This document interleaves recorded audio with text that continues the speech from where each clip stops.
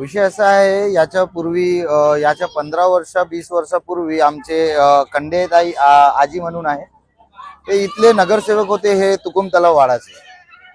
त्यांनी बहुत ते काम केले आणि त्यानंतर आज महाराष्ट्र नवनिर्माण कामगार सेनातर्फे मी जिल्हाध्यक्ष असल्यामुळे माझे काही काम जे हजारे आई आहे त्यांना माझे काही काम चांगले वाटले असल्यामुळे त्यांनी माझ्याशी संपर्क करून त्यांचं म्हणणं होतं की मी महाराष्ट्र नवनिर्माण सेनामध्ये जोडून काहीतरी चांगलं काम करायची इच्छुक आहो. तर माझं म्हणणं होतं ठीक आहे, चालेल.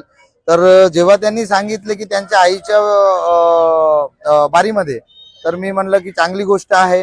ज्यावेळी 15-20 वर्षापूर्वी जेव्हा त्यांची आई इथले नगरसेवक होते, त्यावेळी बहुत ते काम त्यांनी वाडासाठी केले आहे आणि त्यामुळे आज ज्या समोरच्या महानगरपालिकेचे जे इलेक्शन आहे त्यामध्ये आमचं म्हणणं हजारेताईचं म्हणणं होतं की मी महापौरसाठी लढण्याचे इच्छुक आहो. तर मी म्हटलं ठीक आहे, चालेल.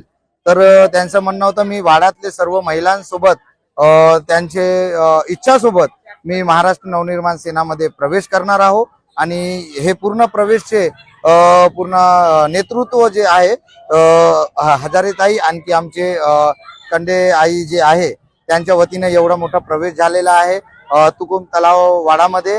आणि याच्या नंतर जे आता महापौरचे जे इलेक्शन आहे ते इलेक्शन मध्ये आम्ही हजारे आईचं नाव वरत पाठवणार आहोत मनसेच्या वतीनं की यांना ते तिकीट मिळाली पाहिजे आणि ते लढासाठी.